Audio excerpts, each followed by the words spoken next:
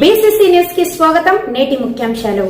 L Subbarayudu IPS వారి ఆదేశాల మేరకు తిరుపతి నగరంలో రాబడిన ఖచ్చితమైన సమాచారం మేరకు కొన్ని మసాజ్ సెంటర్లలో, కొంత స్పా సెంటర్లలో వ్యభిచారం జరిపిస్తున్నారు అనే ఖచ్చితమైన సమాచారం మేరకు తిరుపతి పట్టణంలో east inspector, Alipiri inspector, university CI వారి ఆధ్వర్యంలో టీమ్స్గా ఫామ్ చేసి వాళ్లకు సర్చ్ వారెంట్ ఇష్యూ చేయడం జరిగింది.